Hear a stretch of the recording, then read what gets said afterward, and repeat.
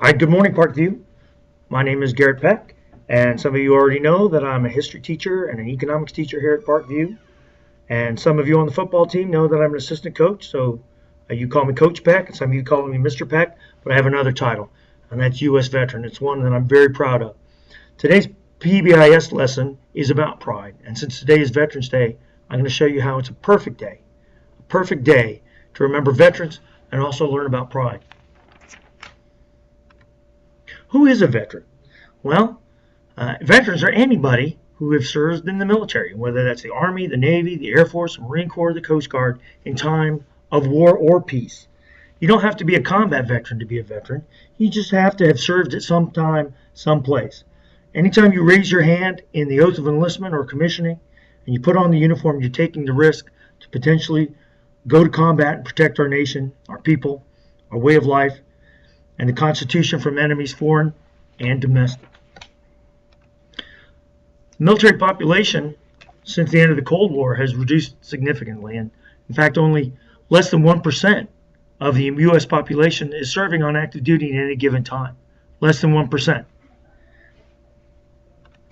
Veterans, people who get out of the military either by retirement or just get out, make up about 10% of the U.S. population. Here at Parkview High School, about 10% of our staff are veterans. In the social studies department alone, there's me and Mr. Poth and Mr. Mullins and Mr. Holloway and Mr. Wellington. Some of us are combat veterans and some of us aren't. Parkview graduates, on average, serve a little bit more than the U.S. population. About 8% of the Parkview grads go into the military.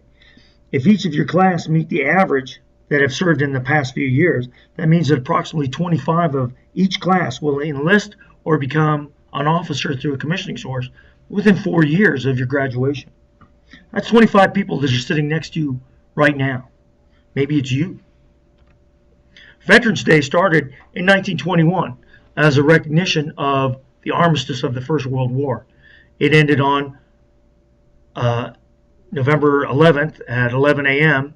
in the 11th month of the 11th day, and it became known as Armistice Day. And a lot of countries still celebrate Armistice Day as Armistice Day, and others like the United States have grown to encompass all the wars, and they call it Remembrance Day. We here in the United States call it Veterans Day.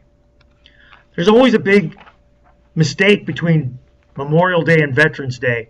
Memorial Day is in May, and we celebrate all the people who have lost their lives in the service of our country.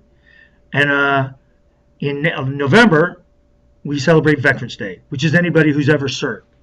So, gave in your life for your country, that's Memorial Day, that's in May. Served your country, that's everybody in November. I'd like to introduce you to one Parkview graduate that joined the ranks of the service.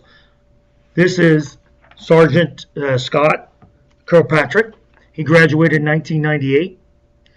He grew up here in Sterling. He played LLBFL and baseball. And here at Parkview, he was very active in the Drama Society. He also was a big creative writer. In fact, he loved writing poetry so much that he became a slam poet. And he was the 2000 Washington, D.C. area Slam Poet of the Year. So not only is he a poet, but he was actually a really good poet. After 9/11, he saw his duty to our country, and he put our country before himself. And he enlisted into the Army to become an infantryman, like Mr. Poth and I, and fought a couple tours in Iraq. He was an exemplary soldier, and he quickly became a sergeant and was put in charge of other people's lives, which is not an easy job, and it's not a small responsibility. Unfortunately, while clearing a building in south of Baghdad to take out a sniper after a member of his unit had been killed, one of his team tripped a booby trap and took 4 lives that day, and he was killed in action on August 11th in 2007, just 8 years ago. So as you go through your day today, I want you to think about the pride that Scott felt for our community here in Sterling and for our nation. And I want you to think about the men and women that have stood up and taken the challenge to secure our freedoms, our opportunities, and our livelihoods here in the United States, and given us a chance to live without fear. Veterans don't usually like to be thanked for our service. In fact, it makes us kind of uncomfortable. But you can thank a veteran in tangible ways, like respecting the flag and standing during the Pledge of Allegiance in the morning, by taking off your hat and placing it over your head, placing it over your heart during the national anthem. So take pride in your school, take pride in our community, take pride in our nation, and also the people who serve it. Thank you and have a great day, Parkview.